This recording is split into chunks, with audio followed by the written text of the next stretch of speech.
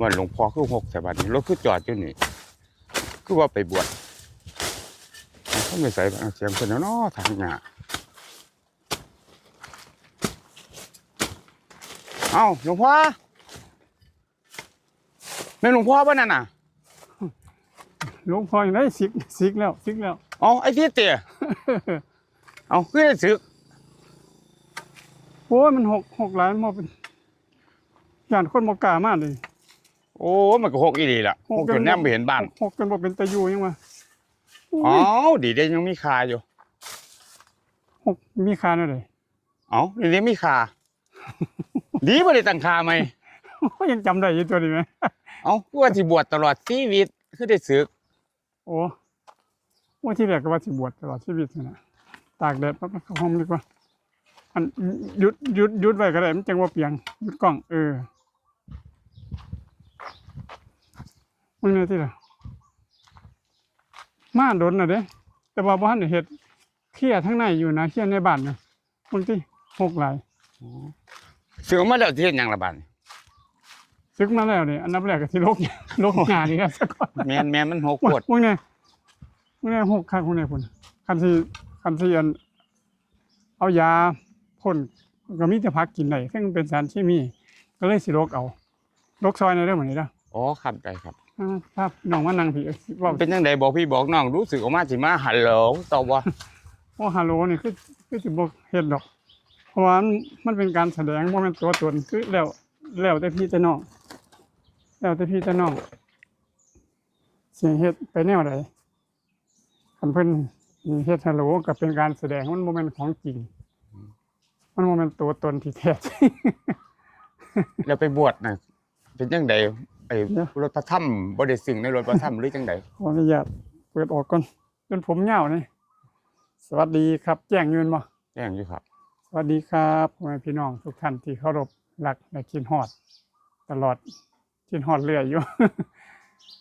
อันกระซิกตั้งแต่ออกพรรษาวันที่7เนาะออกพรรษาวันที่7เดือนตุลาคมก็ออกได้2 มื้อซิกวันที่9ตุลาคมพศ25302568วันที่7นั้นมัน15 คำหนึ่งมื้อซิกมื้อ2 คำก็มาบ้านที่แรกก็ว่าสิอยู่พุ่นละนครพนมซะก่อนบัดนี้มันมีอันโทรหาโมอันว่ามาได้พินให้แนวซั่นก็เลยได้มาวันที่13งานวันที่15ก็เลยมาแข็งเจดีเลยสิบอกพี่บอกน้องขอบพระคุณทุกท่านขอบพระคุณทุกผู้ทุกคนที่ถามไทยก็สิเฮ็ดจังไดบุก็ได้ต่อไปชีวิตก็สิดำเนินไปแนวใดก็ไปบวชอยู่พรรษาหนึ่งว่าสิบวชตลอดพุ่นเด้บัดมันได้สำนั้นใจมันบ่นิ่งยอมรับอยู่ว่าจิตมันบ่นิ่งมันฟุ้งจิตมันฟุ้งมันฟุ้งไปนั่งปฏิบัติธรรมความเพียรก็บ่นิ่งมันฟุ้งเพิ่นว่าอ๋อเป็นตามธรรมชาติมันเพิ่นว่าก็เลยสึกมากสิเฮ็ดอิหยังให้พี่ให้น้องเบิ่งคือเก่านี่ล่ะแต่ว่าโทรศัพท์มันก็สิบ่ฮัลโหลหรอกเพราะว่าฮัลโหลมันเป็นการแสดงคือแล้วแต่พี่แต่น้องสิเฮ็ดอันพี่กับน้องต้องการก็สิเฮ็ดก็สิไล่สดเล่นพิณคือเก่าน่ะก็สิพยายามเล่นพิณให้พี่ให้น้องได้ฟัง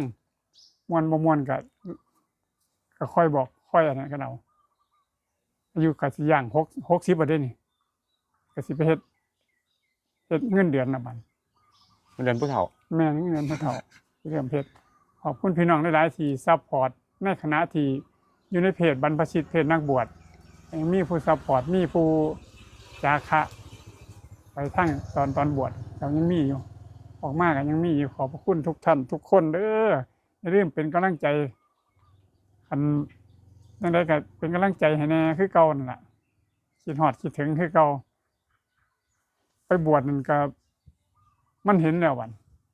เห็นเจ้าของแล้วว่ามันเป็นจังได๋ที่แรกก็ว่าสิไปคักๆนั่นล่ะมันบ่ได้ซ้ำนี้ก็เอาซ้ำนี้เนาะพี่น้องเนาะอนุโมทนาสาธุนำทุกท่านทุกคนสุขภาพแข็งแรง มีความสุขทั้งทางโลกและทางธรรมเจริญทั้งทางโลกและทางธรรมตามเหตุตามปัจจัยให้พ่อให้พ้นทุกข์ให้พ้นทุกข์สุขุทุกคนหูจักทุกข์กับพ้นทุกข์คนละ